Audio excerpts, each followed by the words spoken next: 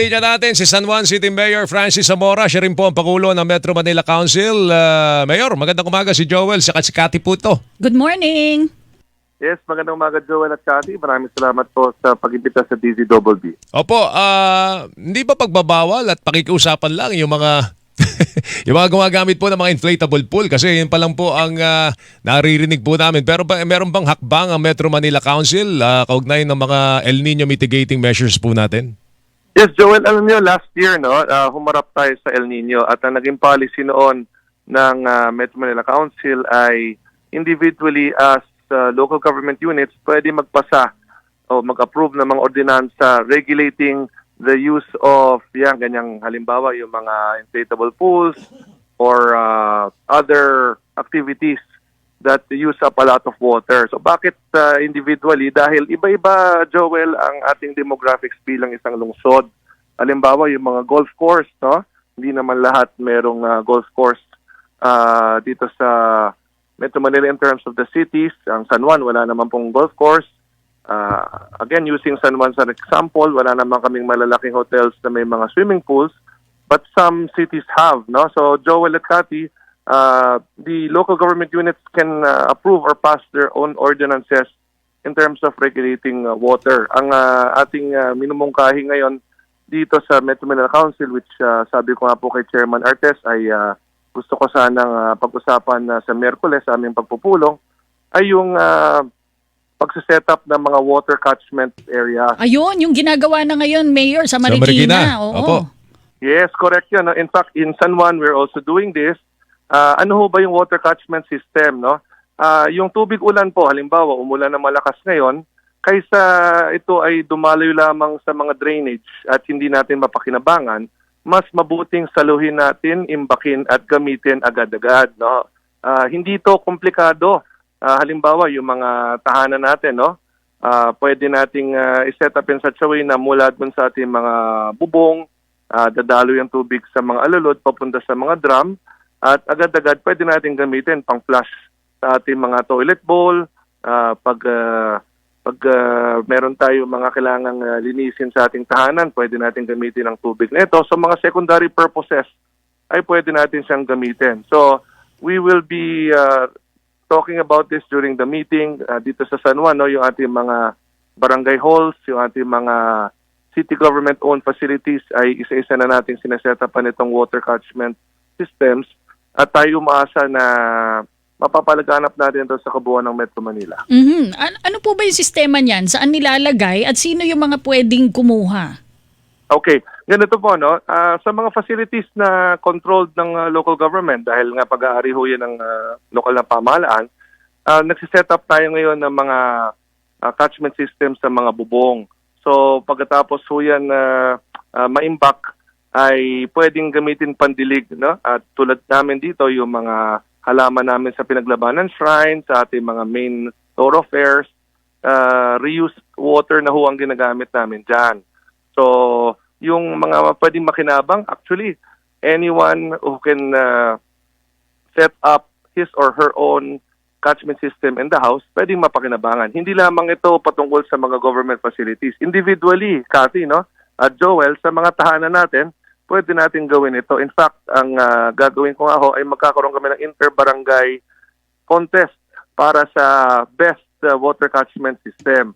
So, part of this really is awareness para magkaroon ng kaalaman ang ating mga mamayan. Number one, yung tubig ulan, we can reuse and recycle. Makakatipid tayo sa ating mga bill dahil imbis na araw-araw, yung tubig pagaling sa gripo ang gamitin natin para sa secondary purposes, we can use the reused and recycled water for this. Oo, ano pala to, Mayor, may science pala yan, Cathy, kung bakit puti. Yung yung imbakan ng Hindi tubig. pwedeng ibang kulay, hindi asul. Hindi, pwede namang asul. Kaya pwede. ang problema doon, pupuntahan ka ng lamok. Ayun. Doon nagbibreed daw yung mga Dengue, lamok. So oo. sinasabi lang, pagka puti, ang container mo, hindi daw pinupuntahan ng lamok at di nagbibreed ng lamok doon. So, ito, Mayor, ay magtutuloy-tuloy. Meron bang paghihikayat doon sa iba pang, sa inyo po, merong may contest. Doon sa ibang mga lungsod, ibang mga sa bayan ng Pateros, merong bang merong panghihikayat sa kanila na to do this as a best practice ng San Juan? Joel, sa Wednesday po, no, sa aming pagpupulong, Metro Manila Council, magkakaroon ho kami ng aming regular council meeting. This is part of the agenda already. At binanggit ko nga ho yan kay Chairman Artes dahil nakikita natin no, na muli na naman tayong haharap sa El Nino at kinakailangan kasi proactive po tayo. Kinakailangan magkaroon tayo ng mismong personal na disiplina upang mag-conserve ng tubig. Tayo rin naman po ang makikinabang nito. At the end of the day, we can save on our expenses imbis na gumastos tayo araw-araw para sa mga bagay na kailangan nating paggamitan ng tubig, gamitin na lang natin yung reused and recycled water. No, ayun. Pero may babala rin yung DOH, ano? Yun nga, sabi nila, isa sa mga, nung 90s daw nangyari ito, nung nagka-grabing El Nino, dengue nga. So, dapat din siguro, meron din po tayong kasabay na awareness tungkol sa dengue kasi nga yung pag-iimbak po ng tubig. That's true. Cathy, yes. No? Part of the awareness program will be to teach people na immediately use the water, no? Halimbawa, umulan ngayon at may maipon tayong tubig, yun ang gamitin nating pang-flush ng mga toilet bowl, pandilig sa ating halaman. Immediately naman pwede nang gamitin doon. Yes, Cathy, isasama ho natin yan sa ating magiging information campaign and I'm very excited to discuss this with our fellow mayors and fellow members of the Metro Manila Council. Alright, tinikahit natin ang pagtitipid. Meron bang multa? Base doon sa mga ordinansang ipinasa ng ating mga LGUs dito sa Metro Manila, may multa ba na nakaamba at nakaumang doon sa mga lalabag at mag-aaksaya ng tubig?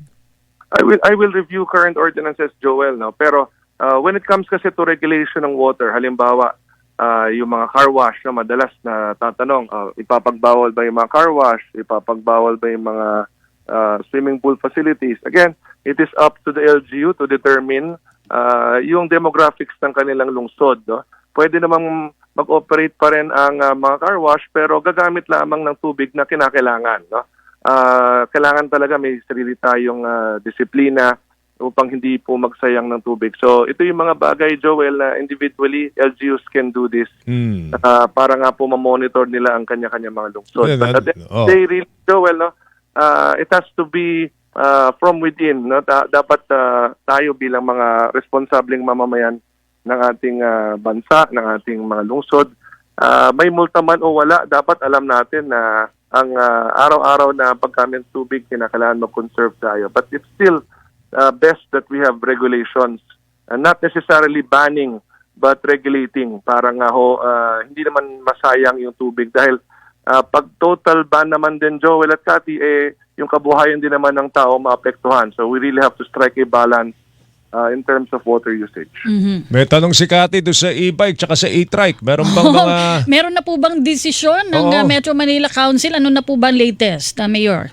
Yes, Cathy. Yan po ay bahagi rin ng ating pagpupulong sa Miyerkules. In fact, yan po ang two major items in the agenda. Yung El Nino mitigating measures at ito nga pong mga regulation ng e-trikes at e-bike. So, meron na pong proposal from the MMDA Traffic Office. It will be presented to the members on Wednesday. Of course, I will be there to attend along with my fellow mayors, kasama ni Chairman Artes. Papag-usapan po natin ang mga proposal na ito. At papakinggan rin natin yung mga mungkahi ng ibang mga mayors at membro po ng council. And again, we can also have other stakeholders give suggestions. Mm-hmm. Bakit kinakailangan gawin ito? Alam niyo, nitong mga nakarang taon, nakita natin ay dumadami na po ang mga e-vehicles sa kalye. Hindi lamang e-trike o e-bike, even the cars mismo, nagkakaroon ng shift to electric cars. At yung mga current regulations po ng mga lungsod or even the national government may have to adapt to the changing times dahil nga padami ang gumagamit ng mga ito. At ako po bilang mayor, siyempre, yung mga sasakyang ito na dumadaan sa ating mga kalye, kung hindi ho yan rehistrado, kung hindi natin monitored at magkaroon ng aksidente, may masaktan, may mamatay, tsaka tayo magsisisihan. So we really have to regulate properly para siguraduhin na yung mga sasakyang ito ay talagang nakaregister, kung sakaling may mabangga, may maaksidente, sino nga habulin, are they really authorized to be on the roads, anong mga kalye ba dapat sila payagan. So ito yung mga bagay po na papag-usapan natin. And what we are trying to achieve here is to have a unified regulation across Metro Manila. Mahirap po kasi kung iba-iba kada lungsod dahil alam nyo, yung mga e-trikes, e-bikes, tumatawid naman yan from one city to another.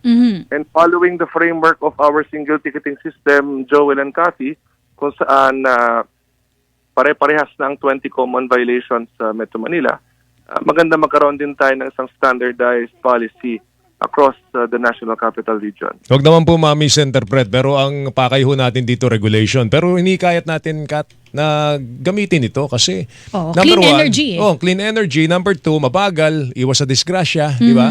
Kaya lang syempre dapat may regulation May kasi may makina na yan. responsibilidad. May responsibilidad. Oo, kasi minsan mga bata ang nagmamaneho eh. In fact, they should be encouraged, no? Kaya lang dapat nga i-regulate sila, Mayor. Tama yan. No? Halimbawa, yung mga motorsiklo, di ba, kinakailangan may lisensya ang nagmamaneho niyan, kinakailangan rehistrado ang motor. So, ganun din. Because if you allow people to just use these cars, these vehicles, I'll repeat. If you allow people to use these e-trikes, e-bikes without any registration, without any driver's license, halimbawa, no? At sila ay makabangga, makasagasa, wag naman sana, baka makapatay, no? Sino nga habulin ninyo dyan? At sasabihin, bakit naman hinayaan ng pamahalaan o ng gobyerno na yung mga hindi naman authorized to drive these vehicles, bakit sila hinahayaan na gumamit ito? So that's my personal input po dyan. At the end of the day, we're looking after the safety of our people, the riding public, yung mga pedestrians natin, siyempre. No? So kailangan ito pag-usapan na mabuti at magkaroon ng tamang regulation. Mayor, salamat sa oras mo. Mag-ingat ka. Thank you. Good morning. Okay. Maraming salamat po. Thank you Si po. San Juan City Mayor Francis Zamora, Pangulo po ng Metro Manila Council. Ang oras natin, alas 8:54. Radyo na. TV pa. Kortesiya na. Disiplina